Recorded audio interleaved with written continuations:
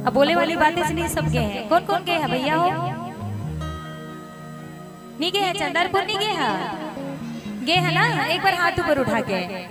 हाँ, अभी तो नवरात्रि की पर्व चलत है, सभी चंदरपुर के मेला घूम घाम के आए हुए हैं ना। एक बार ताली बजा के जोरदार जयकारा हो जाए। बोलो चंद्रसेनी मैया की। डेप तनी आते थोड़ा जोर से कहू कती।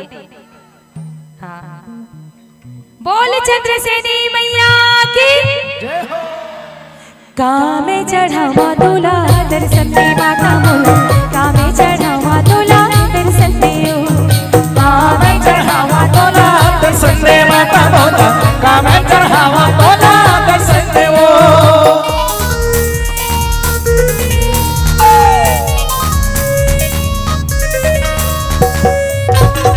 ताली बजा के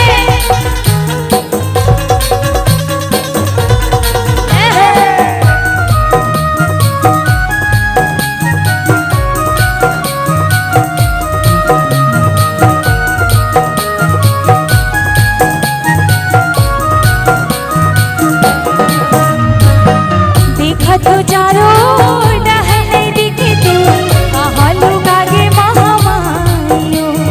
जय माता दी, जय माता दी। बिटिला सुन ली माता, सुन ली गोहारो, राखली अच्छी रखी छामा, तोरी बिना मोर जिने गाने, जैसे सावन होती पीने पानी। ओ माता रानी कामे चढ़ावा तोला दर्शन दे माता मोला, कामे चढ़ावा तोला दर्शन दे। कामे चढ़ावा तोला दर्शन दे माता मोला, कामे चढ़ावा तोला दर्शन दे।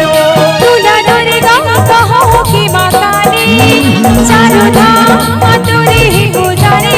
ओ माता रानी कामे चढ़ावा तोला दर्शन दे माता मोला, कामे चढ़ावा तोला दर्शन दे। कामे चढ़ावा तोला दर्शन दे माता मोला, कामे चढ़ावा तोला दर्शन दे।